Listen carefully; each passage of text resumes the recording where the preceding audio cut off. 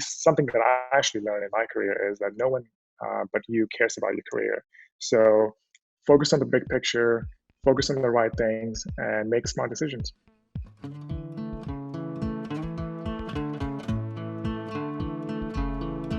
I think there's a very big misconception in the business, which is product managers have answers to every single problem. They have the ideas. They're the idea people, and I think that's could not be far from the truth. You eventually get there where you build intuition to have understanding of what you want to build. But I think it's very important to have that perspective, which is, you are going to be solving problems that you don't fully understand, and that's okay. The mindset or the focus that I actually bring to my team is you have to focus on the outcomes, not tasks, not activities, not projects. Ultimately, we are in a results-oriented business, and you have to have a good set of goals that you're actually aiming towards. And you know, I always tell people that see the big picture. Don't be afraid to ask questions or raise your opinion. In fact, product managers are supposed to have supposed to have opinions that you can either go and validate or prove yourself wrong. But definitely, focus on the big picture and the outcomes. So I think really when teams see the value their products are actually bringing in, they automatically start to actually feel more comfortable in taking more risk, trying new things, and actually building something which is much more innovative.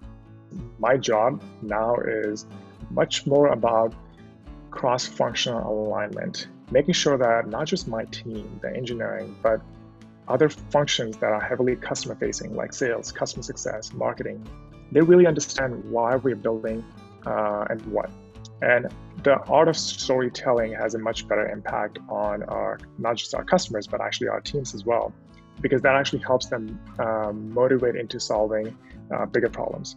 You do not have to be an engineer or have an engineering background to be a great product manager.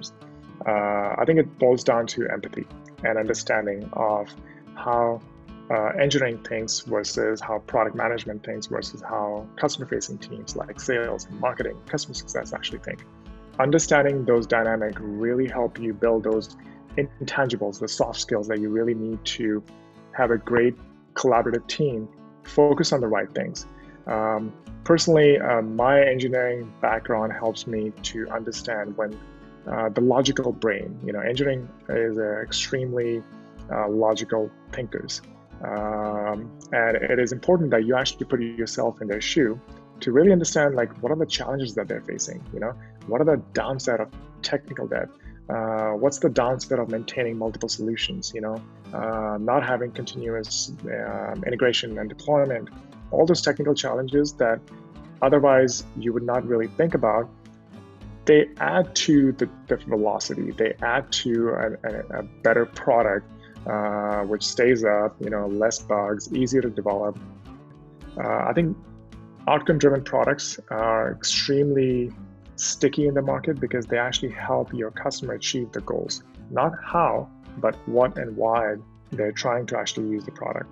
So I think understanding that context to the customer and actually framing your questions open-endedly so you give some time for the customer to respond.